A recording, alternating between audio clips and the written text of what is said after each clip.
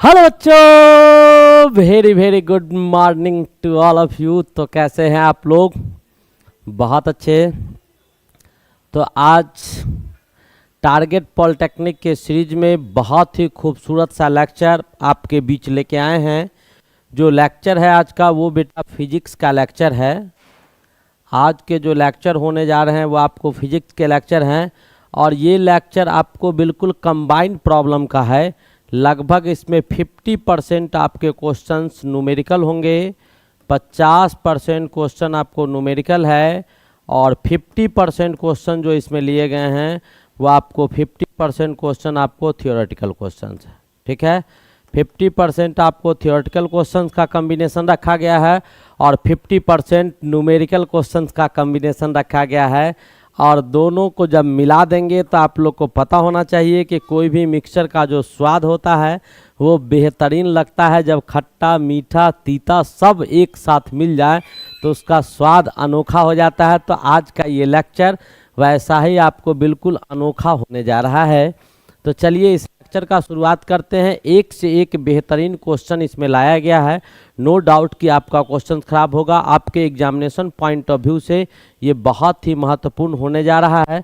तो चलिए आज हम स्टार्ट करते हैं और आज का हमारा पहला क्वेश्चन है, कहता है 50 वाट के एक बल्ब को 220 वोल्ट के विद्युत प्रदाय से जोड़ने पर बल्ब में प्रवाहित होने वाले धारा का मान बताइए कि कितना होगा। नहीं, यही क्वेश्चन है।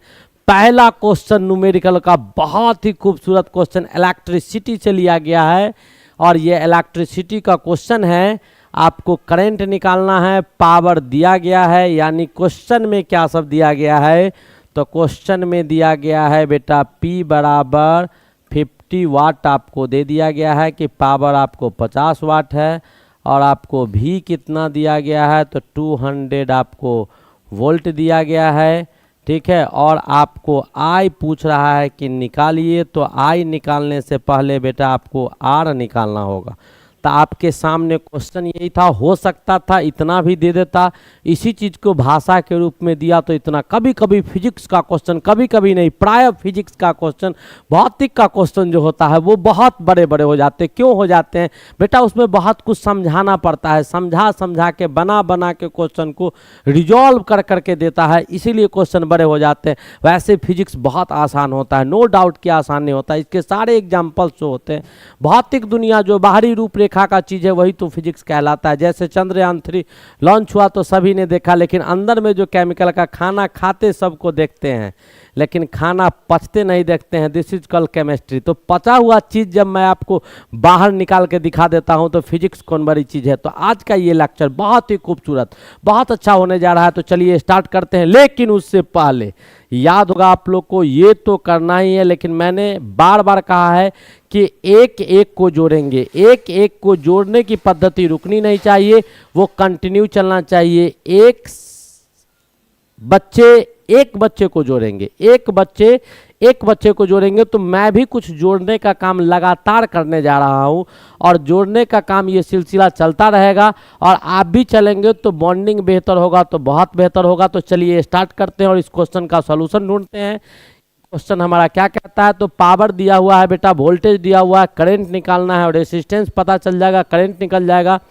तो V बराबर ओम्स के नियम से, जरा ध्यान से देखिएगा, फ्रॉम ओम्स लॉ यानी ओम के नियम से क्या होता है? तो ओम का नियम यहाँ लगाना होगा।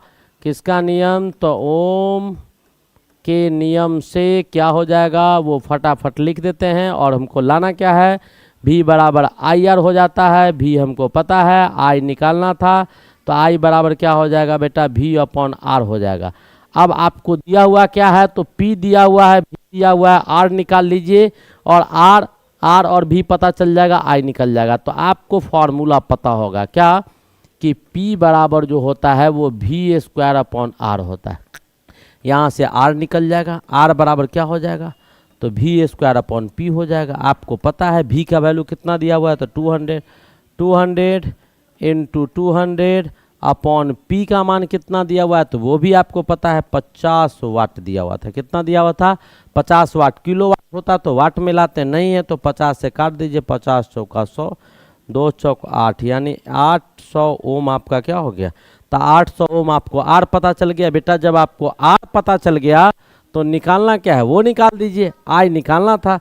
भी आपको कितना दिया हुआ है? तो भी आपको दिया हुआ है 200, ये आपको कितना दिया हुआ है? 200, ये कितना आ गया? 800। अब काट दीजिए, 1/4 हो गया, 1/4 हो गया। अब इसको डिवाइड कीजिए तो 0.25 क्या एम्पियर, 0.25 एम्पियर है ऑप्शन। बिल्कुल है सर। देखिए क्या क्वेश्चन में कुछ था क्या? बिल्कुल नहीं था। ऑब्वियसली क्वेश्चन में कुछ भी नहीं था, लेकिन कब? जब आपके पास कॉन्सेप्ट होगा तब। तो मैंने यहाँ पर दो फार्मूला का इस्तेमाल किया। वो दोनों सूत्र हमारा क्या था मैं उसको मार्क कर देता हूँ। जो रेड कलर से लास्ट तक मार्क करेंगे, याद रखिएगा उस टॉपिक को सीधे दिमाग में आपको डाल देना है।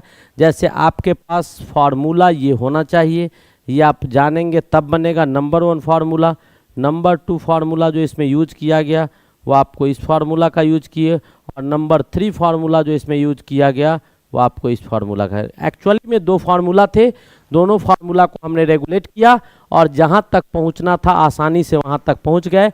हम नेक्स्ट क्वेश्चन की ओर मूव करते हैं। हमारा पहला खूबसूरत सा क्वेश्चन खत्म हुआ। दूसरा क्वेश्चन जरा ध्यान से देखिएगा, बहुत ही बेहतरीन न्यूमेरिकल क्वेश्चन। मैंने कहा है 50% न्यूमेरिकल क्वेश्चन होगा। अगर 20 से 30 क्वेश्चन करवाएंगे तो 30 में 15 क्वेश्चन आपको न्यूमेरिकल होंगे और 15 क्वेश्चन आपको थ्योरेटिकल क्वेश्चन होंगे, ठीक है। तो हमारा दूसरा क्वेश्चन आज का क्या है? वो क्वेश्चन है बेटा विरामावस्था में। विरामावस्था कहने का मतलब कि U आपका 0 होगा। U क्या होगा? 0 होगा। ध्यान से देखिएगा, मैं 10 किलोग्राम का पिंड, यानी कोई बॉडी है जिसका मास कितना दिया गया, ध्यान से जैसे मैं आपको समझा रहा हूँ बिल्कुल वैसे ही आप भी मेरे साथ प्रैक्टिस करते रहिए, बहुत मजा आएगा। मास इतना दिया हुआ है पर 10 न्यूटन का बल, यानी फोर्स आपको कितना लग रहा है? तो बेटा 10 न्यूटन का आपको बल लग रहा है, ठीक है। उसके बाद बोल रहा है कि 4 सेकेंड तक लगने पर, यानी टाइम कितना दिया हुआ है? तो टाइम बेटा दिया हुआ है आपको 4 सेकेंड दिया हुआ है, 4 सेकेंड दिया गया है। लगने के कारण बल द्वारा किया गया कार्य कितना होगा वो आपको निकालना है बेटा। आपको W निकालना है। क्या निकालना है? W, कार्य। यही था क्वेश्चन में। U आपको दिया हुआ था 0, M दिया हुआ था 10 kg, फोर्स दिया हुआ है 10 न्यूटन, टाइम दिया हुआ है 4 सेकेंड और कार्य आपको निकालना है। तो आपको जैसा कि मैंने पढ़ाया है कि कार्य क्या होता है, तो चलिए आपको पता होना चाहिए कि W जो होता है वो W आपको Fs के बराबर होता है। W किसके बराबर होता है?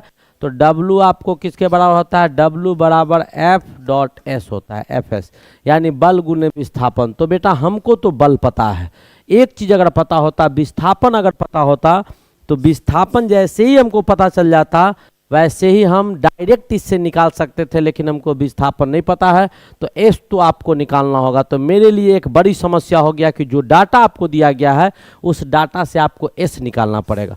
तो चलिए निकालने की कोशिश करते हैं। तो बेटा मास दिया है तो मास का भी यूज कहीं होगा, जरूर यूज होगा, क्योंकि मास जब इनिशियल वेलोसिटी दिया है तो वेलोसिटी का यूज करेंगे। इनिशियल वेलोसिटी तो हमको फाइनल वेलोसिटी चाहिए। Initial velocity, final velocity, time अगर पता चल जाएगा तो एस निकल जाएगा। तो एस के लिए हम एक फार्मूला जानते हैं। स्टेप बाय स्टेप आपको जैसे सिखाते हैं वैसे सीखिए हमारे साथ। क्वेश्चन बनना बहादुरी नहीं है बेटा। एस बराबर यूटी या plus half AT square second equation of motion होता है, Newton second equation of motion. तो आपको U पता है, A नहीं पता है। यहाँ पर आपको A नहीं पता है बेटा, A नहीं पता है। U आपको पता है, A नहीं पता है। A आपको अगर पता चल जाए तो आप यहाँ पर डाल के S निकाल सकते हैं। और A निकालने का भी फार्मूला हमारे पास पता है कि F बराबर नॉर्मल फार्मूला जो होता है F बराबर ma होता है, मास गुने एक्सेलरेशन होता है, F बराबर ma। तो यहाँ से A निकाल देंगे तो A बराबर क्या हो जाएगा? F अपॉन m हो जाएगा। आपको F दिया हुआ है 10 न्यूटन और m दिया हुआ है 10 kg, दोनों को काट दीजिएगा तो आपको क्या आ जाएगा? 1 मीटर पर सेकेंड स्क्वायर आपको एक्सेलरेशन आ जाएगा। एक्सेलरेशन का मान हमने निकाल दिया। जैसे ही हमारे पास एक्सेलरेशन पता चल गया वैसे ही हम क्या कर सकते हैं, तो एस का मान निकाल सकते हैं। एस बराबर ये आपका दिया हुआ है 0, टाइम दिया हुआ था 4 सेकेंड, ये दिया हुआ है 1/2, ए आपको कितना आ गया, तो 1 आ गया, टाइम दिया हुआ है कितना 4 सेकेंड, तो ये हो गया 4 का स्क्वायर। अब इसको आप सॉल्व कर दीजिए, तो 4 का स्क्वायर 16, ये कितना आ जाएगा, तो 8 मीटर आ जाएगा। कितना आ जाएगा, 8 मीटर। आपको 8 मीटर ये भी निकल गया। अब आपको एफ भी पता है और आपको एस भी पता है, तो आप यहाँ से निकाल सकते हैं। क्या निकाल सकते हैं बेटा, एफ बराबर दिया हुआ है 10 न्यूटन और एस बराबर दिया हुआ है 8 मीटर, तो कितना हो जाएगा, 10 × 80 जूल हो जाएगा। कितना हो जाएगा, 80 जूल हो जाएगा। This is your answer, this is your answer. आपको ऑब्वियसली समझ में आ रहा होगा। तो हमारे पास जो डाटा दिया गया था, तो ये गिवन डाटा है बेटा, ये आपका गिवन डाटा है। दिया गया जो था क्वेश्चन में, वो डाटा हमने यहाँ लिख दिया कि जो डाटा आपको क्वेश्चन में दिया गया था। हमने जो फार्मूला यूटिलाइज किया, वहाँ पहुँचने के लिए हमको रास्ते में 2 स्टेप कवर करना था, जिसमें पहला स्टेप हमने एफ बराबर एम ए का इस्तेमाल किया। दूसरा फार्मूला, ये बेसिक आपको बल का फार्मूला होता है, बल बराबर क्या होता है, द्रव्यमान गुणे त्वरण। सेकेंड इक्वेशन ऑफ मोशन का फार्मूला इस्तेमाल किए। और तीसरा जो फार्मूला हम इस्तेमाल किए हैं, इसमें W बराबर एफ यानी कार्य बराबर बल गुने विस्थापन होता है। ये 3 चीज़ रिमार्केबल चीज़ है। ये डाटा आपको दिया गया था, फर्स्ट स्टेप में ये किए, सेकेंड ये, और तीसरा स्टेप में यहाँ पहुँच गए। जिस आंसर को लाना था उस आंसर को हम भली भांति आसानी से ले आए। चलिए हम नेक्स्ट क्वेश्चन की ओर मूव करते हैं। और आज का हमारा अगला क्वेश्चन क्या है, उसको जरा ध्यान से देखिएगा। ये भी आपको बहुत ही बेहतरीन और खूबसूरत क्वेश्चन देखने से लग रहा है, लेकिन ये भूलना नहीं है बेटा, सिंगल पीस 1-to-1 कनेक्शन होना चाहिए। 1-to-1, एक बच्चे हमारे एक बच्चे को जोड़ेंगे, एक बच्चे हमारे एक बच्चे को जोड़ेंगे। जरूर आप विश्वास दिलाते हैं, जो भी आपके लोकेलिटी के या बाइली जो भी लोग हैं, जितने भी पढ़ाने वाले लोग हैं इस लेवल का, अभी जो इस लेवल का मैं पढ़ा रहा हूँ, ऑब्वियसली मैं उसको डोमिनेट कर सकता हूँ, बिल्कुल आगे निकल सकता हूँ, कोई डाउट नहीं है। लेकिन आपका सहयोग होगा तो, और सब चाहता है कि अपने लोग हमारे बहुत ऊपर है। तो चलिए, समझाने की आवश्यकता नहीं है, आप लोग ऑलरेडी समझदार। कहता है अगर 1 किलोग्राम, कितना किलोग्राम बेटा, तो 1 किलोग्राम आपको दिया क्या है, 1 किलोग्राम, यानी मास आपको कितना दिया है, तो मास गिवन डाटा में मास आपका 1 kg दिया गया है। डाटा को लिखिए जैसे मैं लिख रहा हूँ, ठीक है। पर 1 न्यूटन बल यानी फोर्स आपको कितना दिया गया है, तो बेटा 1 न्यूटन आपको फोर्स दिया गया है, ठीक है। 1 सेकेंड तक यानी टाइम आपको कितना दिया गया है, तो 1 सेकेंड दिया गया है, ठीक है। पर लगाया जाए तो पिंड द्वारा तय की गई दूरी कितना होगा, तो बेटा इसमें बहुत कम है, एस निकालना है। क्या निकालना है, एस निकालना है। तो जस्ट पीछे वाला क्वेश्चन देखिए, शायद आपको यही चीज़ उसमें एक इनिशियल वेलोसिटी दे दिया था, जो इसमें नहीं दिया है, लेकिन मास, फोर्स और टाइम, ये 3 चीज़ पीछे वाला में भी दिया था। वर्क डन पूछा था, तो ये 3 चीज़ की मदद से, इस तीनों की मदद से हम एस को निकालने की कोशिश किए थे वहाँ पर। और यहाँ पर भी हमारे पास कहता है अगर 1 किलोग्राम का कोई वस्तु है जो इस पर 1 न्यूटन का बल लगता है और 1 सेकेंड तक लगाया जाए, तो पिंड के द्वारा जो दूरी तय किया जाएगा वही आपसे पूछा जा रहा है। तो उम्मीद है कि पहले जो 2 क्वेश्चन आपको बताया गया है, उस हिसाब से आप इस क्वेश्चन को भी ट्राई कर सकते हैं। नो डाउट कि आप इस क्वेश्चन को ट्राई नहीं कर सकते हैं, बिल्कुल सही चीज़ है। तो इस क्वेश्चन को जब ट्राई कीजिएगा तो वही कहानी जो पहले हमने सीखा था, तो हमारे पास पहला स्टेप क्या होगा, हमको एस निकालना है। तो एस बराबर बेटा फार्मूला तो लगाना ही होगा, ut + ½ AT² ही आपका एक फार्मूला होगा। यहाँ से आप निकल सकते हैं, एस निकाल सकते हैं, और हमारे पास निकालने के लिए भी वही था। और हम एक फार्मूला और भी जानते हैं कि F बराबर ma होता है। तो यहाँ से A बराबर क्या हो जाएगा, F/m हो जाएगा, F/m हो जाएगा। F आपको कितना दिया हुआ है, 1 न्यूटन, मास भी 1 दिया हुआ है, यानी 1 मीटर पर सेकेंड स्क्वायर आपका ये आ जाएगा। ये इनिशियली शुरू में क्या था वस्तु का, वो हम नहीं जानते हैं, लेकिन शुरू में हमको मानना ही पड़ेगा कि इसका स्पीड 0 रहा होगा। टाइम आपको 1 सेकेंड लगा, 1/2 लगा, 1 × 1 का होल स्क्वायर हो गया, यानी क्या हो गया 1/2, इतना आपको मीटर हो गया। इट मीन्स क्या, 0.5 मीटर वस्तु दूरी तय किया होगा। 0.5 मीटर दूरी 1 सेकेंड में, तो 1 kg के वस्तु पर 1 केजी के वस्तु पर, यानी 1 केजी के वस्तु पर 1 न्यूटन का फोर्स अगर 1 सेकंड तक लगाया जाता है तो उस वस्तु के द्वारा जो दूरी तय किया जाएगा वो बेटा कितना किया जाएगा, 0.5 मीटर का। ये तब होगा जब वस्तु का इनिशियल प्रारंभिक गति जो होगा वो आपको 0 के बराबर होगा। ठीक है, तो ये भी क्वेश्चन उम्मीद है कि आपको ऑब्वियसली समझ में आ गया होगा। नो डाउट कि क्वेश्चन समझ में नहीं आया होगा। तो चलिए, हमारा 3 का 3 क्वेश्चन न्यूमेरिकल का क्वेश्चन था जिसको मैंने सॉर्ट आउट कर दिया। तो अब कुछ थ्योरी का क्वेश्चन आना चाहिए। चलिए देख लेते हैं हमारा अगला क्वेश्चन क्या है। अगला क्वेश्चन हमारा बेटा लाइट से क्वेश्चन है। इससे पहले आपको जो क्वेश्चन था वह आप लोगों ने देखा।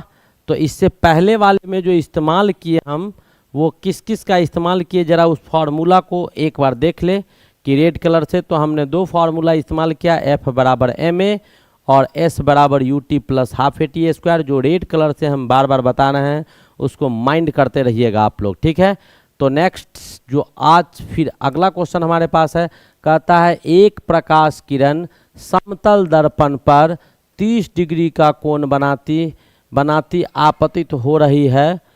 अगर दर्पण को 30 डिग्री से अधिक घुमा दिया जाए तो परावर्तित किरण कितने अंश से घूम जाएगा। तो याद कीजिए, मैंने जब लाइट को पढ़ाया था तो लाइट में आपको समझाया था। क्या समझाया था वो ज़रा ध्यान से समझेंगे तो आपको समझ में आएगा। कुछ इंपॉर्टेंट पॉइंट दिए थे, वहाँ पर हमने टॉपिक डाला था some important points that should be remembered in your mind, यानी कुछ महत्वपूर्ण बिंदु जो आपको दिमाग में हमेशा याद करके रखना है।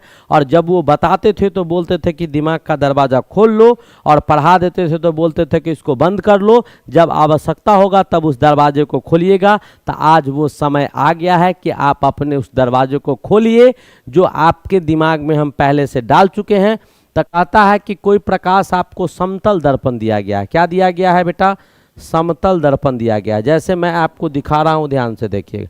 ये आपको प्लेन मिरर है, नो डाउट कि कौन मिरर है हम नहीं जानते, ठीक है। और प्लेन मिरर पर कहता है एक प्रकाश किरण समतल दर्पण पर 30 डिग्री का कोण बनाती आपतित हो रही है। तो 30 डिग्री का कोण बनाकर आपतित होगा, तो ये आपको लंब डाल दीजिए इस पर, ठीक है, नॉर्मल। और यहाँ से एक आपको किरण आ रहा है जो इस पर कितना डिग्री का कोण बना रहा है, तो ये बेटा 30 डिग्री का कोण बना रहा है। कितना डिग्री का कोण बना रहा है, 30 डिग्री का कोण बना रहा है, ठीक है। आपतित होती है अगर, कहता है अगर दर्पण को 30 डिग्री से अधिक घुमा दिया जाए, यानी ये जो आपका दर्पण दिया गया है ना, ये इसको घुमाया गया है। इसको क्या किया गया है बेटा, घुमाया गया है। ध्यान से देखिएगा, इसको हमने क्या किया, इस दर्पण को ही आपको ऐसे घुमा दिया, ऐसे क्या किया, घुमा दिया। और ऐसे जब हम इस दर्पण को हम घुमाए हैं तो ये आपका प्लेन मिरर है। ध्यान से देखते रहिएगा, बिल्कुल समझाने की कोशिश कर रहे हैं, बहुत बेहतरीन तरीका से दिमाग में जाएगा। कॉन्सेप्ट तो हम ऐसे भी डाल सकते हैं। और ये जो मान आपको पहले से दिया गया है, ये थीटा जो है बेटा, ये थीटा आपको ग्रेटर देन 30 डिग्री, 30 डिग्री के अधिक से घुमा दिया गया। जब थीटा को 30 डिग्री अधिक से घुमा दीजिएगा तो इसके जो परावर्तित किरण होंगे, यानी परावर्तित किरण अंश कितना से घूम जाएगा। तो पहले जो लाइट आपका जा रहा था तो 30 डिग्री पर था, तो ये अप्रॉक्सीमेटली आपका ऐसे मूव कर रहा होगा, कितना, ऐसे मूव कर रहा होगा। अब जो ये लाइट मूव करेगा वो आपको कितना डिग्री पर मूव करेगा, तो वो मैं आपको बताता हूँ कि अगर लाइट रे इंसिडेंट कर रहा है थीटा कोण से, अगर लाइट रे इंसिडेंट कर रहा है थीटा कोण से, ठीक है, उस समय आपको दर्पण जिस फॉर्म में है वो प्लेन मिरर उस फॉर्म में है। अगर थीटा एंगल से किसको मोड़ दीजिएगा, थीटा एंगल से आप अगर मोड़ देते हैं किसको, या लेमडा एंगल से या अल्फा या कुछ भी मान लो कि 10 डिग्री से अगर मिरर को घुमा दीजिएगा तो आपका रिफ्लेक्टेड रे 20 डिग्री से घूम जाएगा, सीधा डबल हो जाता है। सीधा क्या हो जाता है, डबल होता है। तो ये 30 का कहानी था, तो अब जो इसका कहानी हो जाएगा वो आप जरा ध्यान से देखेंगे। इसका कहानी जो आपको समझ में आएगा, 30 डिग्री से इसको ऐसे मूव कर दिया गया है, तो आपका इसका जो कहानी होगा वो लगभग कितना हो जाएगा, डबल। तो डबल में कितना हो जाएगा, तो 60 डिग्री हो जाएगा। कितना हो जाएगा, तो 60 डिग्री के बराबर। तो ये आपको दिमाग में रखना होगा कि अगर एंगल घुमा दिया जाता है, यानी आपको मिरर को अगर दर्पण को घुमाते हैं थीटा एंगल से, तो उसका इंसिडेंट रेज का जो रिफ्लेक्टेड एंगल होगा वो आपको 2 थीटा से मूव कर जाता है। कितना से? 2 थीटा से। ऐसे किया गया होगा, तब आपको समझ में आया होगा कि कितना होगा। तो आप अगर इसको समझ सकते हैं कि थीटा से बढ़ा दिया गया है, तो इंसिडेंट रे भी बेटा इसका चेंज कर जाएगा। कैसे चेंज करेगा वो आप देखिएगा कि इस पर जो इंसिडेंट करेगा रे वो आपको अप्रॉक्सीमेटली यहाँ आ जाएगा, और इसका रिफ्लेक्टेड आप लिखिएगा तो ऐसे इधर आ जाएगा। तो ये जो एंगल आपको है तो 30 से कितना हो जाएगा, ये आपको 60 के करीब चल जाएगा। तो रिफ्लेक्टेड भी जो इसका आएगा वो रिफ्लेक्टेड भी आपको अप्रॉक्सीमेटली 60 के करीब चला जाएगा। ठीक है, यह आपको समझ में आ गया होगा। ये इंसिडेंट है और ये आपका रिफ्लेक्टेड। ठीक है, तो ये ब्लू कलर वाला पहले का कहानी था, और ये आपको जो रेड कलर से दिखाया गया इस कलर से, वो ब्राउन कलर से बाद का कहानी था। हम नेक्स्ट क्वेश्चन की ओर मूव करते हैं। तो एक चीज़ और जान गया इसमें कि अगर इसमें क्या सीखे कि अगर इंसिडेंट रे, अगर प्लेन मिरर को, एक मिनट ध्यान से, इसके लिए क्या यूज किए हैं वो देखिएगा। अगर प्लेन मिरर को यानी समतल दर्पण को हम लोग थीटा से रोटेट करवाते हैं, थीटा से क्या करवाते हैं, घुमा देते हैं, तो उसका जो आपका परावर्तित किरण हो जाएगा। ठीक है, तो रिफ्लेक्टेड रे जो हो जाएगा वो रिफ्लेक्टेड रे कितना से मूव कर जाएगा, तो रिफ्लेक्टेड रे बेटा 2 थीटा से रोटेट कर जाएगा। ये आपको दिमाग में रखना होगा कि अगर समतल दर्पण जो होगा, इसमें मान लीजिए जो समतल दर्पण है, समतल दर्पण को क्या किया जाता है कि आप अगर थीटा से घुमाते हैं, थीटा से क्या करते हैं, घुमाते हैं थीटा कोण से, तो परावर्तित जो है, परावर्तित किरण जो हो जाएगा वो परावर्तित किरण बेटा कितना से घूम जाएगा, तो 2 थीटा से घूमेगा। कितना से घूमेगा, 2 थीटा से घूम जाएगा। यही इस क्वेश्चन का थीम था। तो ऐसे आपको अगर क्वेश्चन आएंगे तो आप आसानी से बना सकते हैं। डायग्राम उधर है, ये इधर है, हम इतना बोल के भी निकल सकते थे, लेकिन ये आपका थ्योरी का क्वेश्चन था, बहुत ही बेहतरीन क्वेश्चन था। चलिए नेक्स्ट क्वेश्चन की ओर मूव करते हैं। और आज का हमारा अगला क्वेश्चन जो है वो भी बेटा बहुत खूबसूरत क्वेश्चन है। कहता है निम्नलिखित में से कौन सा शक्ति मापने का, निम्नलिखित में से कौन सा शक्ति, निम्नलिखित में से कौन सा शक्ति मापने का मात्रक है। तो पावर मापने के लिए बेटा यूनिट जो होता है वो कई एक यूनिट हम इस्तेमाल करते हैं। पावर मापने के लिए हम कई एक यूनिट का इस्तेमाल करते हैं। इसमें हमारा यूनिट क्या होता है, तो वाट होता है। क्या होता है, वाट होता है। दूसरा यूनिट जो हमारे पास आएगा वो आपका वाट है, तो किलो वाट हो जाएगा। ठीक है, तीसरा यूनिट जो हमारे पास आएगा वो आपको जूल पर सेकेंड आएगा, जूल पर सेकेंड आएगा। ये 3 यूनिट तो हम जनरली पावर में इस्तेमाल करते हैं। किसका यूनिट है, तो यूनिट ऑफ पावर, यानी शक्ति का इकाई आपको दिया गया है, या शक्ति का मात्रक आपको, ये 3 आपको दिया गया है। आपका जो व्हीकल्स या इलेक्ट्रिकल डिवाइस आता है, जो इलेक्ट्रिकल डिवाइस आते हैं, मैं आपको ध्यान से समझाने की कोशिश कर रहा हूँ। इलेक्ट्रिकल डिवाइस आता है जैसे मोटर हो गया, आर्मेचर हो गया, बहुत सारे चीज़ जो आप खरीद के लाते हैं। पंपी सेट खरीद के लाते हैं, मोटर खरीदते हैं, आपको होंडा खरीदते हैं जो बिजली जनरेट करने वाला होता है, उसके बाद जनरेटर खरीदते हैं, पंपी सेट खरीदते हैं। ये और भी इलेक्ट्रॉनिक डिवाइस जो आप खरीद के लाते हैं, तो वो इलेक्ट्रॉनिक डिवाइस को मेजर किया जाता है एचपी के रूप में।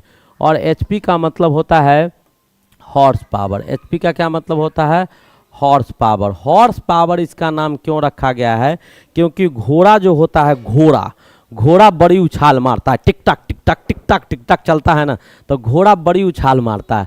ठीक है, तो वो नटखट और हरकत और ज़्यादा पावरफुल, और घोड़ा का काम ही होता है लगेज को ढोना, लगेज को ढोना, इसी पर्पस में इस्तेमाल करते हैं। तो यहाँ पर हॉर्स पावर यानी घोड़ा भी ज़्यादा शक्तिशाली होता है, बहुत चीज़ को ढोता है, तो हॉर्स पावर का इस्तेमाल किया गया।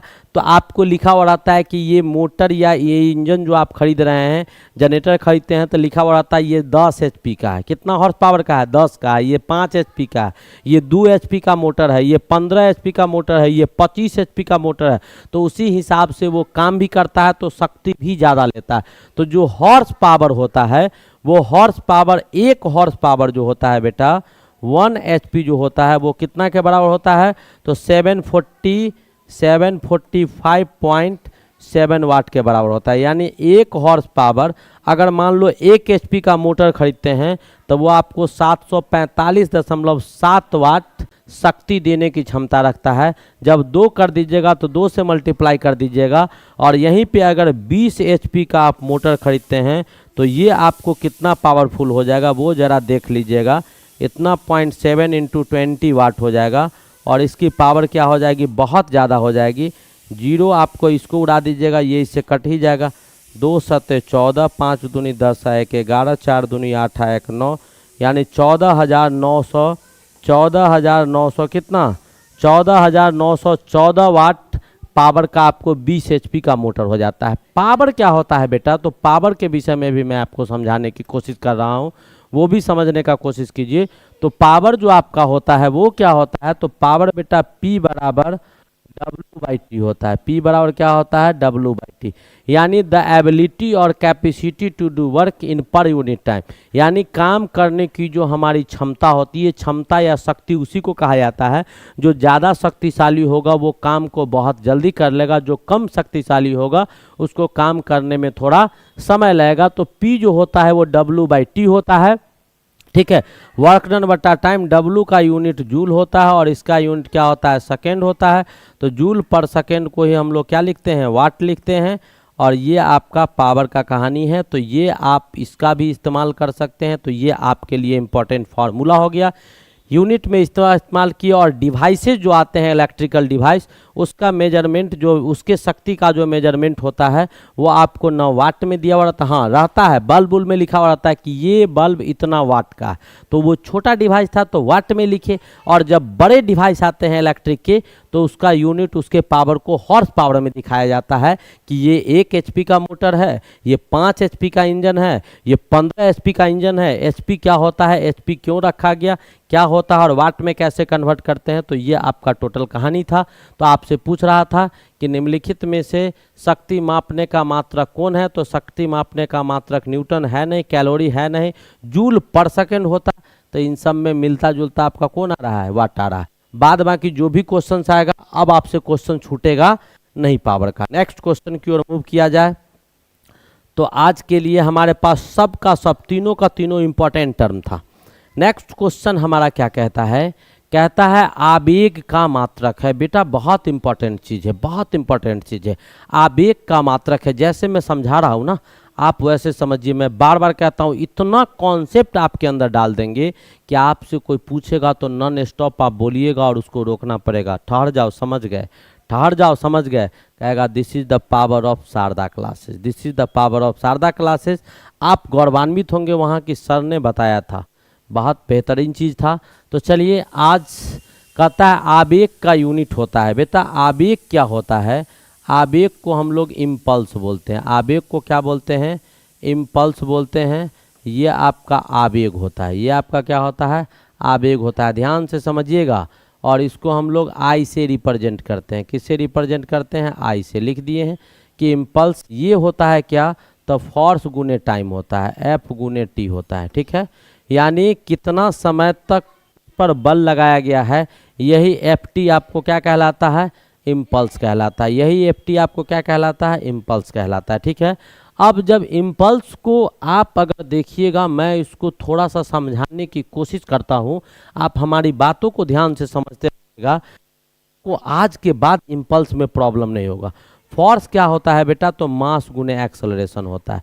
टाइम क्या होता है, तो टी होता है। मैंने इससे पहले 1-2 लेक्चर फिजिक्स का दिया है जिसमें हम चर्चा किए थे कि 7 फंडामेंटल क्वांटिटी होते हैं। वैसा क्वांटिटी जो स्वतंत्र होता है, दूसरे पर निर्भर नहीं करता है। Length, mass, time, temperature, amount of substance नहीं, उसके बाद इलेक्ट्रिक करंट और लुमिनियस इंटेंसिटी, ये 7 से ही बना होता है। तो आप इसको अगर तोड़िएगा तो मास गुने एक्सेलरेशन, तो मास फंडामेंटल हो गया। एक्सेलरेशन को लिख सकते हैं हम लोग वेलोसिटी बटा टाइम, गुने टाइम लिख सकते हैं। अब यहाँ से आप देखेंगे तो आपको कुछ समझ में आएगा जो मैं समझाने की कोशिश कर रहा हूँ। टाइम टाइम से कट गया तो ये क्या बचा, मास बटा वेलोसिटी बच गया बेटा। तो मास गुने वेलोसिटी आपका क्या होता है, तो पी होता है। यह आपका मोमेंटम होता है। याद करो, ये ऐसे क्वेश्चन बहुत करवाए हैं, मोमेंटम काइनेटिक एनर्जी से संबंधित क्वेश्चन आपको करवाए हैं। ये आपको संवेग हो जाता है, क्या हो जाता है, संवेग हो जाता है। तो आपको शायद समझ में आ रहा होगा कि जो इम्पल्स होता है वो आपको पावर भी यानी मोमेंटम भी होता है, यानी आई आपको पी के बराबर आ गया। आई किसके बराबर आ गया? पी के बराबर। आवेग और संवेग लगभग दोनों एक ही चीज़ है। आवेग और संवेग लगभग दोनों एक ही चीज़ है। अब सवाल उठता है कि बेटा आवेग और संवेग दोनों एक ही चीज़ है तो आखिर इसको अलग अलग क्यों पढ़ा जाता है, अलग अलग इसका टॉपिक क्यों नाम रखा गया है? आवेग भी हमको पढ़ना है, संवेग भी हमको पढ़ना है। संवेग आपका मोमेंटम होता है, मास गुने वेलोसिटी होता है। ये इम्पल्स होता है, ये आवेग होता है, इसको आई से रिप्रेजेंट करते हैं, ये एफ गुने टी के बराबर होता है। ये आपको जानने की आवश्यकता है। तो आपको यहाँ से एक चीज़ पता चलेगा, यहाँ से आपको एक चीज़ पता चलेगा कि मैं यहाँ से दो फॉर्मूला आपके सामने रिप्रेजेंट करके कि एक तो आपका इम्पल्स एफ गुने टी के बराबर हो, और जो है आई आपको किसके बराबर आ गया? तो आई बेटा पी के बराबर आ गया। ठीक है, अब यहाँ से एक इम्पॉर्टेंट फार्मूला हमारे पास क्या आ जाएगा वो ध्यान से देखिएगा कि इम्पॉर्टेंट फार्मूला हमारे पास आएगा कि आई जो हो जाएगा एफ गुने डेल टी हो जाएगा, यानी जो संवेग में परिवर्तन होगा जितना से उतना ही परिवर्तन आपको आवेग में भी होगा, और ये किसके बराबर हो जाएगा? तो m गुने डेल पी के डेल भी के बराबर हो जाएगा, और यही m गुने डेल भी आपका डेल पी के बराबर होगा। तो चेंज इन आपके जो आवेग में परिवर्तन होगा, तो जैसे ही आवेग में परिवर्तन होगा वैसे ही संवेग में भी परिवर्तन होगा। दोनों सेम ही चीज़ है, दोनों में अंतर नहीं है, लेकिन अलग अलग पढ़ा गया है तो कुछ न कुछ कारण जरूर होगा। जैसे मैं आपको बताने की कोशिश कर रहा हूँ तो आप जरा सा जानने की कोशिश कीजिए, इसको तब समझ में आएगा। वैसे इसका यूनिट का कहानी है, तो यूनिट बेटा हम यहाँ आपको समझाने की कोशिश कर रहे हैं। यूनिट पहले आप समझ लीजिए, उसके बाद हम आगे बढ़ेंगे। तो यूनिट जो होगा इम्पल्स का वो आप क्या सब लिख सकते हैं, मात्रक जो इसका होगा वो मात्रक क्या सब हो सकता है वो पहले आप जान लो क्वेश्चन का, फिर हम आगे बढ़ेंगे। तो यूनिट आप अगर लिखिएगा तो फोर्स का यूनिट न्यूटन होता है, टाइम का सेकेंड होता है। तो पहला यूनिट तो आपका हो गया न्यूटन सेकेंड हो गया, न्यूटन सेकेंड हो गया। दूसरा यूनिट अगर इसका आप लिखिएगा तो मास गुने वेलोसिटी भी लिख सकते हैं, या फोर्स का यूनिट लिखिएगा तो केजी मीटर पर सेकेंड आ गुने टाइम दिया हुआ है तो इसको लिख सकते हैं, इसका यूनिट हम लोग दूसरा लिख सकते हैं केजी मीटर पर सेकेंड, केजी मीटर पर सेकेंड स्क्वायर, केजी मीटर पर सेकेंड स्क्वायर। क्या लिख सकते हैं, कैसे लिखेंगे वो भी आप जान लीजिए कि फोर्स जो होता है वो आपको मास गुने, यहाँ से देखो मास गुने वेलोसिटी, मास का केजी आ इसका मीटर पर सेकेंड, मास का केजी और इसका मीटर पर सेकेंड, तो केजी मीटर पर सेकेंड हो जाएगा। एक यूनिट ये लिख सकते हैं।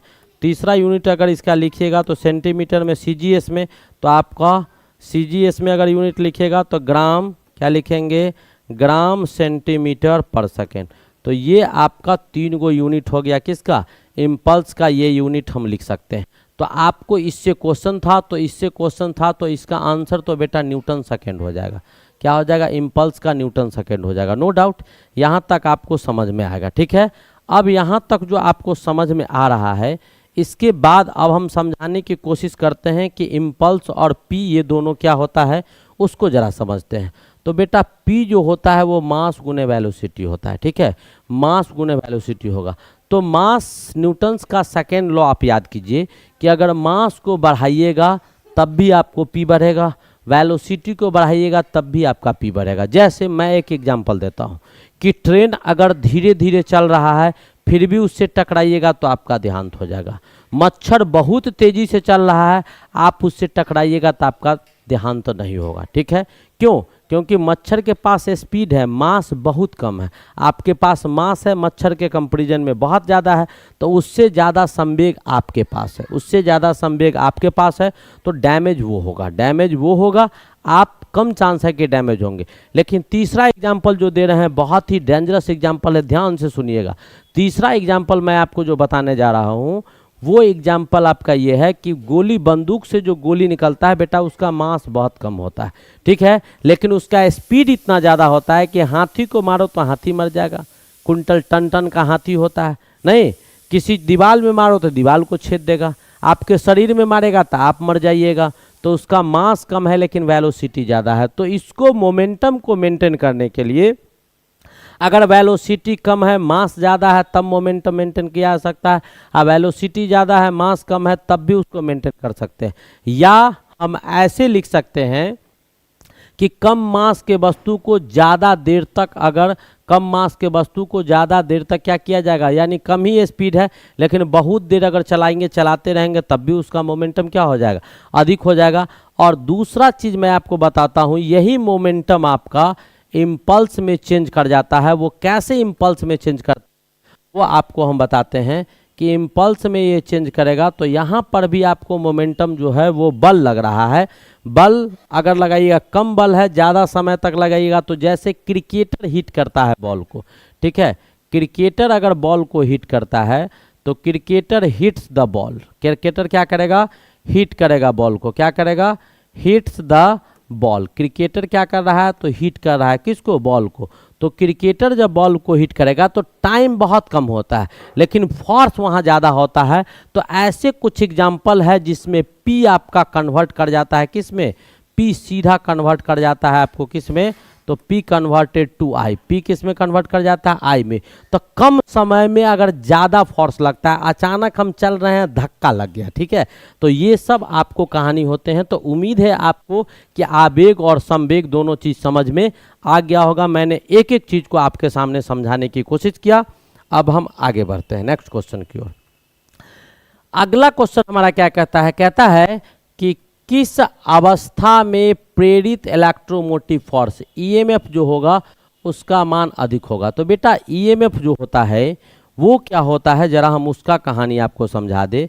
ईएमएफ जो होता है इलेक्ट्रोमोटिव फोर्स इसको बोलते हैं, और इसको हम लोग कैपिटल ई से सूचित करते हैं, और इसका जनरल फार्मूला हम लोग dW/dq चार्ज में लिख सकते हैं। और एक फार्मूला जो होता है ई का वो हम ई भी लिख सकते हैं कि ई बराबर जो होगा वो V प्लस आई आर होता है, V प्लस आई आर होता है, जहाँ V आपका क्या होता है, तो वोल्टेज होता है, V आपका वोल्टेज होता है, I आपका क्या होता है, तो करंट होता है, ठीक है, और R आपका क्या होता है, तो रेसिस्टेंस होता है, R आपका क्या होता है, रेसिस्टेंस होता है। अब आपको समझ में आ रहा होगा कि यानी पहला चीज़ इलेक्ट्रोमोटिव फोर्स क्या होता है, ध्यान से समझिएगा, बहुत ध्यान से समझिएगा, एकदम एक एक चीज़ दिमाग में डाल दे। इलेक्ट्रोमोटिव फोर्स नाम से क्लियर, इलेक्ट्रो मतलब क्या, वैद्युत, मोटिव मतलब क्या, उसको मोटिवेट करने वाला, चलाने वाला, ठीक है, इलेक्ट्रोमोटिव। फोर्स मतलब क्या, बल, यानी एक ऐसा बल जो इलेक्ट्रिसिटी को चलाता हो, किसको चलाता हो, इलेक्ट्रिसिटी को चलाता हो। इट मीन्स क्या, आपको अगर इलेक्ट्रिसिटी को रन करवाना हो, इलेक्ट्रिसिटी को रन करवाने का मतलब ये हुआ कि आपको अगर इलेक्ट्रॉन को मूव करवाना हो, किसको मूव करवाना हो, इलेक्ट्रॉन को एक जगह से दूसरे जगह ले जाना हो, तो इलेक्ट्रॉन को एक जगह से दूसरे जगह ले जाने के लिए जिस बल का प्रयोग हम लोग करते हैं वही बल बेटा इलेक्ट्रोमोटिव बल कहलाता है।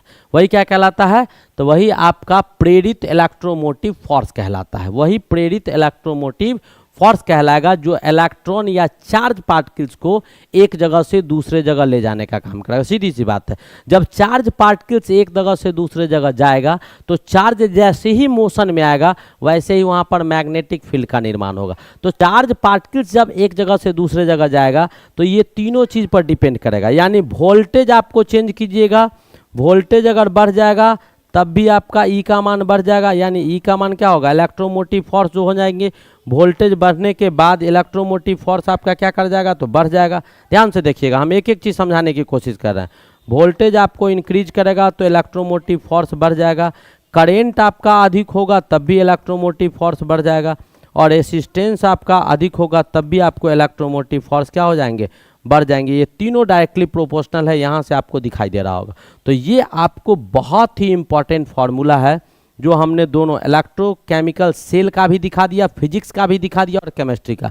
तो इलेक्ट्रोमोटिव फोर्स वो फोर्स होता है जिस फोर्स की मदद से जो चार्ज पार्टिकल्स है या इलेक्ट्रॉन है या इलेक्ट्रिक करंट जिसको कहेगा उसको एक जगह से दूसरे जगह ले जाने के लिए जिस बल का प्रयोग करते हैं वही बल आपका क्या कहलाएगा, जिस बिंदु एक बिंदु से दूसरे बिंदु तक ले जाएंगे तो यहाँ से वहाँ बिंदु के बीच का क्या कहलाएगा, इलेक्ट्रोमोटिव फोर्स कहलाएगा। तो इलेक्ट्रिसिटी को ढोने के लिए या इलेक्ट्रिसिटी को मूव कराने के लिए जो बल उपयोग में लाते हैं वही आपका इलेक्ट्रोमोटिव फोर्स होता है। उम्मीद है आपको समझ में आ गया होगा। इसका जो एसआई यूनिट होता है बेटा, वो एसआई यूनिट इलेक्ट्रोमोटिव फोर्स का अगर हम लिखेंगे तो ये आपका वोल्ट होता है, और नहीं तो इसका यूनिट हम लोग किसका इस्तेमाल करते हैं, तो जूल पर कूलम का भी इस्तेमाल करते हैं। जूल पर कूलम लिखिए या फिर वोल्ट लिखिए, दोनों में से आपको यूनिट इस्तेमाल कर सकते हैं, या आप तो वोल्ट का इस्तेमाल कीजिए, ठीक है, और नहीं तो आपका जूल पर कूलम भी इस्तेमाल आप लोग कर सकते हैं। तो यही आपका इलेक्ट्रोमोटिव फोर्स होता है। उम्मीद है आपको इलेक्ट्रोमोटिव फोर्स बेसिक जो होना चाहिए वो आपको समझ में आ गया होगा कि इलेक्ट्रोमोटिव फोर्स हमारा क्या होता है। यहाँ तक समझ में आ गया। तो अब आपका कहता है कि किस अवस्था में प्रेरित इलेक्ट्रोमोटिव फोर्स का बल अधिक होता है, तो कहेगा कि जो पॉइंट आपको दिया गया है उस पॉइंट के बीच और चुंबक के बीच, जो कुंडली है और चुंबक के बीच का जो आपका सापेक्षिक गति होगा, वो गति आपको शून्य हो जाएगा। तो आप किसी भी चीज़ को अवरोधक नहीं होगा, आपको एक जगह से दूसरी जगह ले जाने के लिए इस बल का प्रयोग करते हैं, और इसको रोकने वाला अगर कोई नहीं होगा तो उसमें इलेक्ट्रोमोटिव फोर्स आपको क्या होगा, सबसे ज़्यादा होगा। क्या कहता है, जब कुंडली और चुंबक के बीच सापेक्षिक गति क्या हो जाएगा, शून्य हो जाएगा, तब ऐसी स्थिति आएगी। ये भी क्वेश्चंस आपको समझ में आ गए होंगे। हम नेक्स्ट क्वेश्चन की ओर मूव करते हैं, और ऐसे क्वेश्चंस बेटा आपको पहले भी हमने करवाया है। तो चलिए आज का अगला क्वेश्चन क्या कहता है, सौरमंडल। सौरमंडल मतलब सोलर सिस्टम। सौरमंडल मतलब क्या, सोलर सिस्टम। जो हमारा सोलर सिस्टम है, सौरमंडल में सूर्य के निकटतम ग्रह कौन है। तो बेटा ग्रह क्या होता है वो आपको पता है कि जो स्टार्स होते हैं, स्टार से छोटा हेवनली बॉडीज हमारा प्लेनेट कहलाता है। प्लेनेट से जो छोटा होता है उसको हम लोग सैटेलाइट बोलते हैं। उससे जो छोटा होता है उसको हम लोग एस्टेरॉइड्स बोलते हैं। एस्टेरॉइड्स से जो छोटा होता है उसको मीटर्स बोलते हैं। और मीटर्स जो छोटा होता है वो छोटे छोटे हेवनली बॉडीज होते हैं, जिसको हम लोग रॉक स्टोन भी कहते हैं। बहुत सारे उसके नाम हैं छोटे छोटे जो आपको पढ़ा जाता है। अब कहता है कि सबसे नज़दीक कौन है, तो मैं आपके सामने पूरा चट्ठा ही लेके आ गया हूँ। ये बेटा आपका सूरज है, ये भी आपका सूरज है। आप ध्यान से देखेंगे सूरज के निकट जो है, निकट से दूर जाते हुए हम सभी ग्रह को डाल दिए। सूरज के सबसे नज़दीक ग्रह आपका कौन होगा, तो सबसे नज़दीक बेटा बुध होता है। सबसे नज़दीक आपको सूरज के बहुत करीब जो ग्रह होता है वो आपको बुध ग्रह होता है, जिसको मरकरी बोलते हैं। और ये आपको स्मॉलेस्ट, सबसे छोटा ग्रह आपको मरकरी होता है, जो आपको लगभग चंद्रमा के आकृति का है। थोड़ा बहुत का अंतर है, जैसे डायमीटर मून का जो व्यास हम लिखे हैं यहाँ पर, वो मून का व्यास 3740 किलोमीटर है, और जो मरकरी का डायमीटर है वो आपको 3850 लगभग इसके समतुल होता है। तो सबसे नज़दीक आपका कौन है, तो आपका बुध ग्रह है। उसके बाद दूसरा नंबर पर आपको शुक्र है, वेनस है। तीसरा नंबर पर हमारा पृथ्वी है। सभी ग्रहों में पृथ्वी एक ऐसा ग्रह है जहाँ पर जीवन संभव है, जहाँ पर जीवन संभव है, अदरवाइज जीवन संभव नहीं है। उसके बाद चौथा नंबर पर आपको मार्स है, क्योंकि पृथ्वी के बाद सूर्य के करीब, यानी पृथ्वी के ऊपर जो हम जाते हैं तो मार्स पर सब पहुँच रहा है। तो मार्स पर अभी क्या है, मार्स के बाद बृहस्पति पर जाने के लिए सोचना पड़ेगा, यानी बहुत दूर जाते जाते उसके बाद आपको अगला ग्रह जो इससे दूर होगा, तो सबसे नज़दीक में नज़दीकी से दूरी की ओर क्रम में सजा दिए।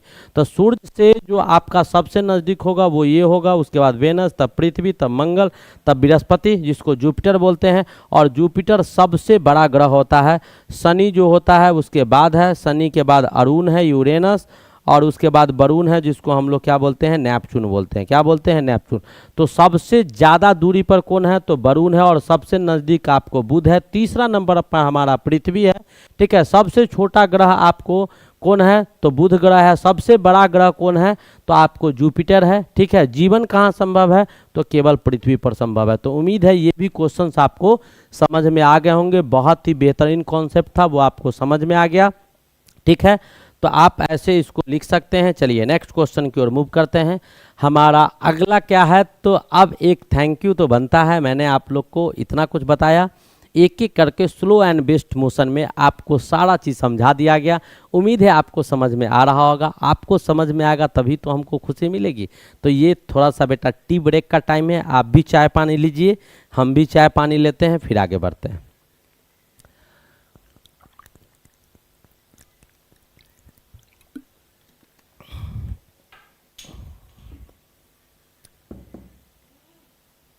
नेक्स्ट क्वेश्चन हमारा क्या कहता है, क्या कहता है कि यांत्रिक ऊर्जा, यांत्रिक ऊर्जा यानी मैकेनिकल एनर्जी बेटा, मशीन का जो ऊर्जा होता है, मैकेनिकल एनर्जी। कौन सा एनर्जी?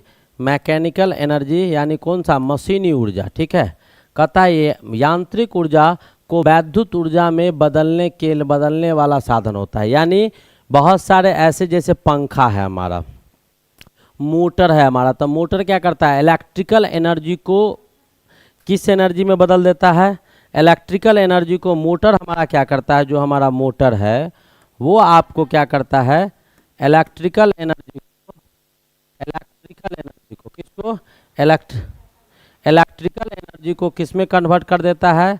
इलेक्ट्रिकल जो वैद्युत ऊर्जा होता है उस वैद्युत ऊर्जा को बदल देता है किस में? वैद्युत ऊर्जा की मदद से वो चलता है, और वैद्युत ऊर्जा को किस में बदल देता है? तो वैद्युत ऊर्जा को कन्वर्ट कर देता है, आपको परिवर्तित कर देता है। किस में परिवर्तित कर देता है? इस आपको जो परिवर्तित कर देगा वो आपको किस में? तो मैकेनिकल एनर्जी में परिवर्तित कर देता है। किस में कर देता है? मैकेनिकल का ऊपर हिंदी लिखा हुआ है, मैकेनिकल एनर्जी में परिवर्तित कर देगा। यहीं पे इसका जस्ट उल्टा जो आप देखिएगा तो आपको समझ में आएगा, जैसे मैं आपको बताने की कोशिश कर रहा हूँ। जैसे यहीं पे आपका जनरेटर जो होगा, क्या होगा? जो जनरेटर आपके होंगे वो जनरेटर क्या कर देता है? वो दूसरा काम कर देता है। जनरेटर आपको क्या कर देता है कि आपका जनरेटर जो है वो मैकेनिकल एनर्जी को किस में बदल देता है? मैकेनिकल एनर्जी को, जो आपको जनरेटर चलाते हैं, डीजल पेट्रोल देते हैं, वो उसको कन्वर्ट कर देता है किस में? तो वो आपको परिवर्तित कर देता है इलेक्ट्रिकल एनर्जी में। तो आपके सामने इलेक्ट्रिकल एनर्जी में पूछ रहा था कि किसकी मदद से, तो या आपको समझ में आ गया कि मोटर का काम, मोटर बिजली से चलता है, पानी को खींच के लाता है, पानी को खींच के लाता है ना, या एक जगह से किसी सब्सटेंस को दूसरे जगह भेजता है, या कुट्टी काटने में इस्तेमाल करते, कोई भी काम मशीनी वर्क हम कर सकते हैं चला के। या मोटर चलता है तो आपको मिक्सर में भी मोटर लगा होता है, वो उसको नचाता है तो मसाला पिसाता है। ये जूसर मशीन में भी लगा होता है, जूस निकालता है। तो मोटर इलेक्ट्रिकल वैद्युत ऊर्जा को लेता है, मैकेनिकल में कन्वर्ट करता है। जनरेटर क्या करता है कि वो मशीन को चलाते हैं तो फ्यूल के द्वारा उसको चलाते हैं और इलेक्ट्रिकल एनर्जी में कन्वर्ट होता है। तो जनरेटर और मोटर दो काम किया। अब आपको यहाँ पर तो जनरेटर और मोटर का कहानी दिया नहीं है, तो अब आपको क्या कहता है कि आपको इसमें एक ऑप्शन दिया हुआ है, एमीटर तो डिवाइस होता है जो इलेक्ट्रिक करंट को मापता है, वोल्ट मीटर वोल्टेज को मापता है या दिखाता है कि किसी भी सर्किट में इलेक्ट्रिक करंट जा रहा है या नहीं जा रहा है। वोल्ट मीटर और चुंबक तो मैग्नेट होता है। डैनवो आपका एग्जाम्पल होगा। तो डैनवो आप देखे होंगे, तो डैनवो का दूसरा नाम बेटा इलेक्ट्रिक जनरेटर भी होता है, इसको वैद्युत जनरेटर के नाम से भी जानते हैं। और डैनवो में क्या होता है, एक कम्यूटेटर लगा होता है, आप देखे होंगे या पढ़े होंगे, मैं आपको बताता हूँ। जैसे ये रॉड है ना, तो इसमें जैसे चूड़ी हम लोग पहनते हैं ना, चूड़ी जो होता है बाला, तो वो आधा टाइप का इधर से रहेगा, आधा इधर से रहेगा, आधा इधर से रहेगा, आधा इधर से रहेगा, ऐसे ऐसे करके आप देखिएगा तो लगा हुआ रहता है। ठीक है, ऐसे ऐसे पूरा नहीं, ऐसे इधर से लगा हुआ इतना बचा हुआ है, फिर इधर से लगा हुआ इतना बचा हुआ है, फिर इधर से लगा हुआ इतना बचा, उसी को कम्यूटेटर बोलते हैं। तो वो क्या करता है डैनवो कि कम्यूटेटर की हेल्प से डायरेक्ट करंट को उत्पन्न करता है। डायरेक्ट करंट जो आपको दृश्य आवेश होता है, तो दृश्य आवेश वैसा आवेश होता है जिसका मैग्नीट्यूड और डायरेक्शन नहीं चेंज करता, यानी समान मात्रा का करंट जो है वो समान दिशा में बढ़ते रहेगा। एक ही दिशा में समान मात्राएं की करंट अगर जाएगी तो उसको डायरेक्ट करंट बोलते हैं। तो डायरेक्ट करंट से बेहतर क्या होता है, आपको अल्टरनेटिंग करंट होता है। कैसे होता है, क्यों होता है, वो भी हम अभी समझाएंगे। तो ये आपको क्या करता है, कम्यूटेटर की मदद से इलेक्ट्रिक करंट को उत्पन्न करता है। किसको उत्पन्न करता है, इलेक्ट्रिक करंट को। तो आपको वैद्युत ऊर्जा यांत्रिक ऊर्जा से किस में बदल दिया, वैद्युत ऊर्जा, तो वैद्युत ऊर्जा में चेंज कर दिया। तो ये आपका एग्जाम्पल हो गया डैनवो। अब कहता है कि इसी के सिद्धांत पर, डैनवो के ही सिद्धांत पर बहुत सारे डिवाइस बनाए गए जो आपको, जैसे इलेक्ट्रिक मोटर हो गया, प्रत्यावर्ती धारा जनित हो गया। प्रत्यावर्ती धारा यानी क्या, इसी की मदद से, इसी सिद्धांत की मदद से एसी करंट को भी बनाने के लिए प्रत्यावर्ती धारा जनित हो गया। उसके बाद रोटरी कन्वर्टर जो होता है वो इसी के सिद्धांत पर, ये सारे जो आपको डैनवो जिस सिद्धांत पर काम करता है उसी के सिद्धांत पर ये सब यंत्र को बनाया गया, जो वैद्युत मोटर है, प्रत्यावर्ती धारा जनित है और रोटरी कन्वर्टर है, ये तीनों को बना दिया गया। अब कहता है कि अंत में जब देखा गया तो पता चला कि डीसी से ज़्यादा यूजफुल आपका एसी होता है। तो सॉलिड स्टेट प्रोसेस यानी ठोस अवस्था विधियों के द्वारा, ठोस अवस्था विधियों के द्वारा डीसी करंट को एसी में कन्वर्ट कर लिया गया। और ये डैनबो जो है वो आपका डीसी से एसी करंट भी देना शुरू कर दिया जब इसको हम ऐड कर दिए इसमें। तो पहले तो डैनबो क्या किया कि कम्यूटेटर की मदद से डीसी करंट को दिया और उसके सिद्धांत पर बहुत सारे वैद्युत यंत्र को बना दिए गए। और बाद में हम लोग क्या किए उसको कि ठोस अवस्था वाले बहुत सारे प्रोसेस का इस्तेमाल किए और उस करंट को एसी अल्टरनेटिंग करंट में बदल दिए। ये अल्टरनेटिंग करंट जो होता है जिसका मैग्नीट्यूड और डायरेक्शन चेंज करते रहता है, मैग्नीट्यूड भी चेंज करेगा, परिमाण और दिशा दोनों बदलते रहते हैं, उसी करंट को अल्टरनेटिंग करंट कहा जाता है। मैं आपको एग्जांपल देता हूँ, साइकिल में भी डैनबो लगा होता है। साइकिल जो था उसमें आपको डैनबो लगा हुआ था पहले, तो डैनबो साइकिल में जो लगा हुआ था तो आप देखते होंगे साइकिल के चक्का का जो रिम होता है वहाँ पर एक छोटा सा डायोड लगा हुआ ऐसे करके एक आपको दिखाई देता होगा, ऐसे नाचने वाला चक्री था ऐसे करके, और ऐसे करके आपको ऐसा डिवाइस जो है वो आपको डैनबो में दिखाई देता था, ठीक है। और जैसे ही इसको हम क्या करते थे, रिम से जोड़ देते थे ऐसे करके साइकिल के रिम से, तो ये ना जैसे जैसे साइकिल नाचता था तो इसको नचाता था। नचाने के बाद यहाँ से करंट इंड्यूस होता था और आगे वाला बल्ब हैंडल में लगा था वो जलने का काम करता था। तो कौन सा ऑप्शन हो गया, तो डैनबो इज द बेस्ट ऑप्शन। उम्मीद है आपको ये भी समझ में आ गया होगा कि इसका क्या मतलब होता है। सारा एग्जाम्पल्स आपको दे दिया गया। हमारा नेक्स्ट क्वेश्चन क्या कहता है, इसको जरा ध्यान से देखिएगा। ये सब बेटा थ्योरी का क्वेश्चन है। नेक्स्ट क्वेश्चन कहता है कि सोलर कुकर का ढक्कन शीशे का बना होता है, ऐसा क्यों। बेटा शीशा का बना होता है उसके कई एक रीजन है। आप सोलर कुकर को देखे होंगे तो वैसे सोलर कुकर का ढक्कन ऊपर वाला शीशा का रहता है, क्योंकि ग्लास जो होता है बेटा, ग्लास जो शीशा आपका है वो एब्जॉर्ब करता है किसको, हीट और लाइट को। Absorb heat and light, heat and light, प्रकाश और उष्मा। क्या कहता है कि जो आपको कांच होता है, शीशे होते हैं, जो ग्लास आपका शीशे होते हैं, वो शीशे क्या करता है तो आपका अवशोषित करता है। किसको अवशोषित करता है या आत्मसात करता है, उष्मा, ठीक है, उष्मा तथा प्रकाश को, उष्मा तथा प्रकाश को सोखता है। उष्मा या तथा प्रकाश को क्या करता है, आत्मसात करने का काम करता है। तो पहला पॉइंट तो ये हो गया कि उष्मा इसको ये एब्जॉर्ब किया।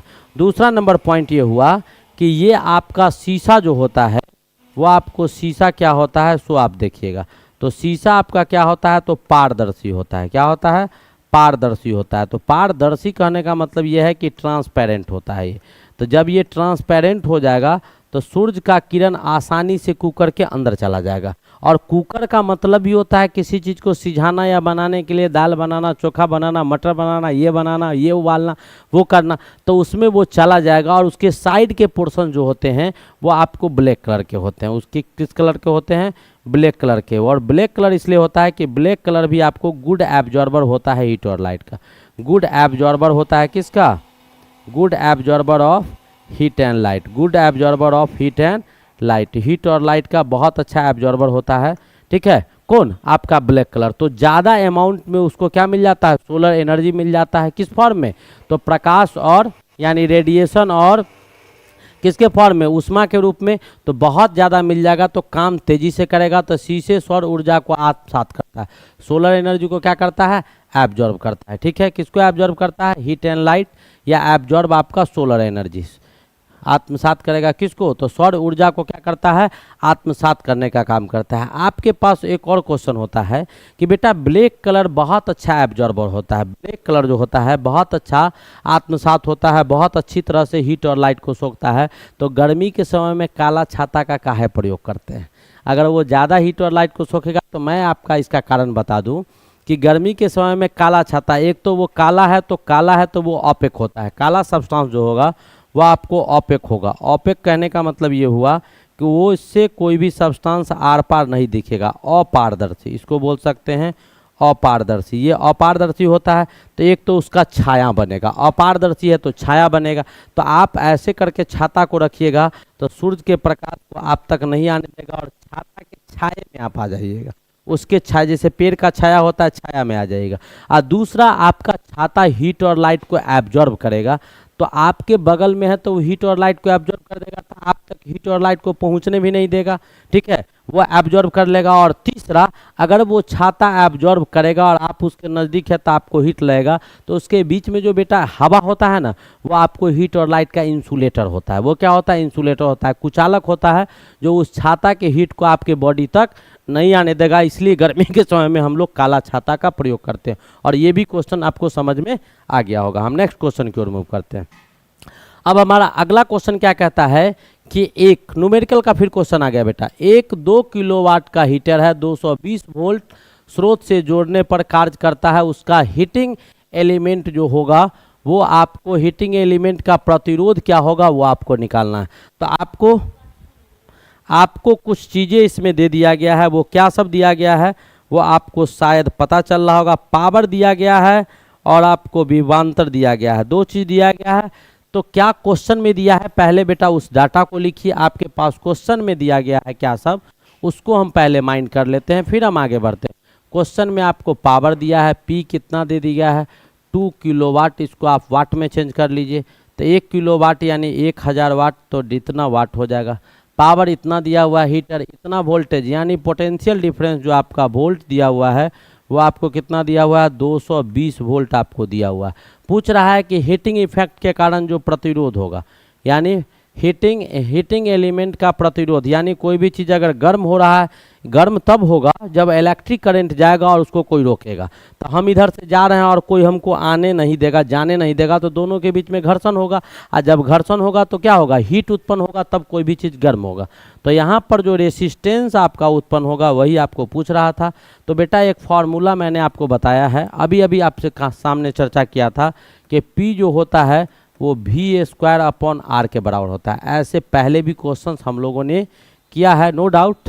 तो इस फार्मूला का इस्तेमाल करेंगे और यहाँ पर हम लगा देंगे R बराबर क्या हो जाएगा, V² P हो जाएगा।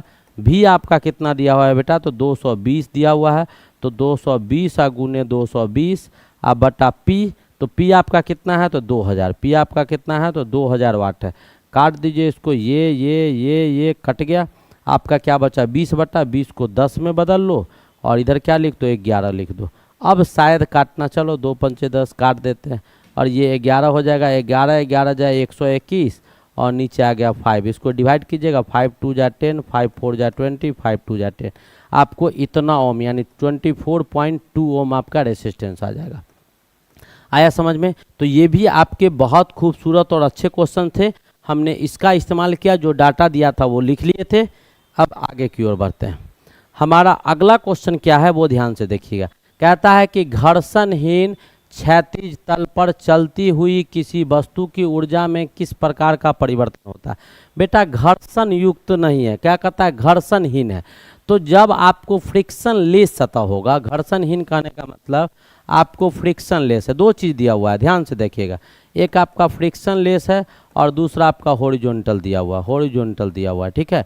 मान लो कि फ्रिक्शन लेस है लेकिन ऊपर अगर चढ़ना होगा, फ्रिक्शन लेस जगह है ऊपर चढ़ना होगा तो बहुत दिक्कत हो जाएगा, नहीं, यानी बिल्कुल आपको फ्रिक्शन है ही नहीं, बिना फ्रिक्शन का आप ऊपर चढ़ सकते हैं नहीं सर। तार के पेड़ पर, खजूर के पेड़ पर चढ़ता है तो उसमें पूरा फ्रिक्शन होता है, और नहीं तो दूसरे किसी पेड़ पर अगर हम चढ़ते हैं, बिल्कुल आपको प्लेन पेड़ हो, बिल्कुल प्लेन हो, दीवार पर का है ना ऐसे बोर्ड है शीशा का, ऐसे तो इस पर चढ़ जाएंगे, नहीं चढ़ पाएंगे। तो फ्रिक्शन लेस और हॉरिजॉन्टल, या फ्रिक्शन लेस और हॉरिजॉन्टल यानी घर्षण हीज और क्षैतिज तल आपको दिया हुआ है, यानी ऐसा आपको सतह है जैसा मैं दिखा रहा हूं। और ये आपका इंटरलॉकिंग ऑफ प्लेसेज है, इंटरलॉकिंग ऑफ सरफेसेज, आपको मैं बताता हूं, ध्यान से समझिएगा। इंटरलॉकिंग ऑफ सरफेसेज को इंटरलॉक कर दिया गया है। कैसे? आप बरसात के समय में जानते होंगे काई लग जाता है, बरसात के समय में काई लग जाता है, तो काई जब लग जाएगा तो कभी कभी जाएगा और अपने पैर जब चलेगा तो सर एक के बार मूव करते रहेगा, एनर्जी लगता है उसमें, बिल्कुल नहीं लगता है। तो कहता है कि घर्षणहीन क्षैतिज तल पर चलती हुई किसी वस्तु की ऊर्जा में किस प्रकार का परिवर्तन होगा। तो ऊर्जा बढ़ जाएगा, ऊर्जा अच्छा जाएगा, ऊर्जा में कोई परिवर्तन नहीं होगा, कुछ लगेगा, कुछ नहीं होगा, जस का तस। आपको बिल्कुल एनर्जी न देना है और न ही लेना है, न देना है और न ही लेना है। नेक्स्ट क्वेश्चन, थ्योरी का क्वेश्चन था वो, ये फिर आपका किसका क्वेश्चन आ गया बेटा, तो फिर आपका जो क्वेश्चन आया वो आपको न्यूमेरिकल प्रॉब्लम आ गया। क्या कहता है कि 1 ओम, 2 ओम और 3 ओम को समानांतर में जोड़ा जाता है। तो मान लो कोई पॉइंट बेटा ए है और इसमें क्या किया गया है, इसमें 3 गो रेसिस्टेंस जोड़ दिया गया है। ठीक है, ये आपका ऐसे करके ए बी कोई पॉइंट है और इसमें 3 रेसिस्टेंस को जोड़ दिया गया है, जैसा कि मैं आपको जोड़ के दिखाने की कोशिश कर रहा हूँ। ध्यान से देखिएगा तो आपको ऑब्वियसली समझ में आएगा, इधर उधर ध्यान कीजिएगा तब बेटा समझ में नहीं आएगा। अब आपको 3 रेसिस्टेंस हम यहाँ पर दे दिए, ये ए और बी, ये तीनों पैरेलल में जोड़ा हुआ है, दिखाई दे रहा होगा, ये तीनों पैरेलल है। ये आपको 1 ओम है, ये आपको 2 ओम है और ये आपको 3 ओम है। डायग्राम बन गया। और इसके इक्विवेलेंट रेसिस्टेंस जो होगा, आपके पास दो चीज़ है, हम जनरल फार्मूला से दिखाते हैं। 1/R इक्विवेलेंट जो होगा वो 1/1 प्लस 1/2 प्लस 1/3 के बराबर होगा। नहीं तो डायरेक्ट भी इसका फार्मूला आप इस्तेमाल कर सकते हैं। कैसे? तो R इक्विवेलेंट आप डायरेक्ट भी इस्तेमाल कर सकते हैं, छोड़ो R इक्विवेलेंट यहीं से बना लो। तो ये 1 हो गया, नीचे सबका एलसीएम लीजिएगा तो 6 आ जाएगा, लघुत्तम 6 आ जाएगा, तो ये 6 हो जाएगा, ये 3 हो जाएगा और ये 2 हो जाएगा। यानी कितना हो जाएगा? 11/6 हो जाएगा। तो R इक्विवेलेंट निकालिएगा तो 6 अपॉन क्या हो जाएगा? 11 ओम हो जाएगा। 6/11 ओम हो जाएगा। हमने किसका इस्तेमाल किया? तो जो फार्मूला इसमें इस्तेमाल किया गया, B is the correct option. तो ये आपका फार्मूला होता है कौन? तो 1/R इक्विवेलेंट बराबर 1/R1 पैरेलल में 1/R2 1/R3 dot dot dot 1/Rn जो भी होगा, इस फार्मूला का इस्तेमाल किए हैं। ये पैरेलल का होता है। जब आप सीरीज में चलेंगे तो सीरीज में आपका R इक्विवेलेंट जो होता है वो R1 plus R2 plus R3 plus dot dot dot plus Rn के बराबर होता है। तो ये बेटा सीरीज का कहानी होता है। ये किस में काम में आता है? तो दो चीज़ आपको ध्यान में रखना होगा, ये सीरीज का कहानी है और ये आपको किसका कहानी है? तो समानांतर का कहानी है, पैरेलल का कहानी है। ठीक है, ये भी क्वेश्चंस आपके हो गए। हमारा नेक्स्ट क्वेश्चन क्या कहता है? माइक्रोस्कोप का उपयोग किसके लिए किया जाता है? तो माइक्रोस्कोप का बेटा क्या काम होता है? माइक्रोस्कोप का क्या काम होता है? टेलीस्कोप का क्या काम होता है? नहीं, तो माइक्रोस्कोप आपको 2 वर्ड से बना हुआ है, आप शायद जानते होंगे, बहुत समझदार हैं आप लोग। ठीक है, माइक्रो और प्लस स्कोप से बना हुआ है। ठीक है, तो माइक्रो का मतलब होता है बहुत छोटा, यानी तुक्ष्ण। ठीक है, तो तुक्ष्ण चीज को, स्कोप का मतलब होता है दृश्य बनाना। क्या? तुक्ष्ण चीज को दृश्य करके दिखाना, जो वैसे चीज जो दिखाई नहीं देता है। माइक्रो ऑर्गेनिज्म यानी क्या? तुक्ष्ण जीव, वैसा जीव जिसको खुले आंखों से और नंगे आंखों से हम लोग नहीं देख पाते हैं। अगर उस जीव को देखने के लिए किसी यंत्र का प्रयोग करेंगे तो एक तो उसको इनलार्ज कर देगा, बड़ा कर देगा, और दूर के वस्तु को नज़दीक ला देगा। ठीक है, तो बड़ा करने का और नज़दीक लाने का काम करता है। तो क्या कहता है? समीपस्थ सूक्ष्म वस्तुओं को देखना। ठीक है, समीप लाके सूक्ष्म वस्तु को क्या बना देता है? दृश्य बना देता है। वही आपको माइक्रोस्कोप काम करता है। समझ में आ गया होगा। नेक्स्ट क्वेश्चन हमारा क्या है? नीचे लिखी गई राशियों में से कौन सी सदिश राशि है? अब आपको नीचे जो राशि दिया गया है उसमें से इस वेक्टर कौन है वो आपको पूछा जा रहा है। वेक्टर कौन है वो आपसे पूछा जा रहा है। 2 राशि होता है बेटा, एक आपको सदिश होता है। सदिश का मतलब भी होता है दिशा सहित। सदिश का मतलब क्या होता है? दिशा सहित, यानी जिसमें दिशा होगा। ठीक है, दिशा होगा। एक आपका राशि होता है अदिश। अदिश का मतलब होता है क्या? दिशा विहीन। दिशा विहीन, वो दिशा सहित होता है, दिशा विहीन। यानी एक में आपको 2 चीज़ होगा। तो इसके पास दिशा सहित यानी क्या? मैग्नीट्यूड भी होंगे और डायरेक्शन भी होंगे। मैग्नीट्यूड भी होंगे और मैग्नीट्यूड प्लस डायरेक्शन, यानी क्या? दिशा भी होगा और परिमाण भी होंगे। क्या होंगे? परिमाण के साथ साथ इसमें क्या होगा? दिशा भी होगा। ठीक है, और इसमें आपको ओनली मैग्नीट्यूड होगा। ओनली मैग्नीट्यूड होगा, केवल परिमाण होंगे, डायरेक्शन नहीं होगा। इसमें क्या होगा? केवल परिमाण होगा, डायरेक्शन नहीं होगा। तो आपको पूछ रहा है कि आपका क्या है द्रव्यमान? तो द्रव्यमान मास 5 किलो, 2 किलो, 4 किलो, 7 किलो, ये आपको मास स्केलर क्वांटिटी है। तो ये आपका अदिश है, ये स्केलर है, ये स्केलर है और ये आपका वेक्टर है। ये स्केलर है। तापमान आपका क्या है?